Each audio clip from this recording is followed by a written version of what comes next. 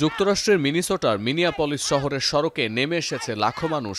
ট্রাম্পের অভিবাসন নীতিবিরোধী slogan, placard, প্রতীকী পুতুল নিয়ে ব্যাপক বিক্ষোভ রাজপথে। অভিবাসন বিরোধী অভিযান ছাপিয়ে নিজেদের নিরাপত্তা নিয়ে উদ্বেগে স্থানীয়রা। It ain't ICE, it's Trump. It's Trump, Trump, Trump all the way.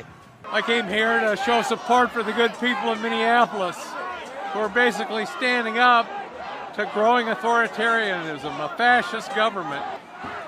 মার্কিন গণমাধ্যম বলছে, মিনিয়াপলিসের এই জনসমাগম নজিরবিহীন। অভিবাসী বিরোধী অভিযানের অংশ হিসেবে এই শহরে ৩,০০০-এর বেশি এজেন্ট নিয়োগ করেন ট্রাম্প, যা মিনিয়াপলিসের পুলিশ বিভাগের কর্মকর্তাদের সংখ্যার ৫ গুণ বেশি।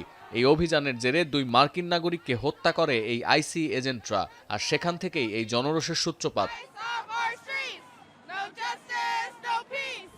মিনেসোটা ছাড়াও এদিন আইসি বিরোধী বিক্ষোভ হয়েছে ক্যালিফোর্নিয়ায়। এ সময় গুরুত্বপূর্ণ পয়েন্টে অবস্থান কর্মসূচি পালন করেছেন বিক্ষোভকারীরা।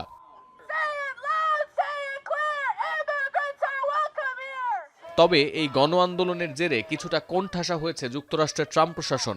বিশেষ করে ডেমোক্রেট নিয়ন্ত্রিত অঙ্গরাজ্যে নিরাপত্তা বাহিনীকে বিক্ষোভকারীদের সঙ্গে বিবাদে না জড়ানোর নির্দেশ দিয়েছেন মার্কিন প্রেসিডেন্ট।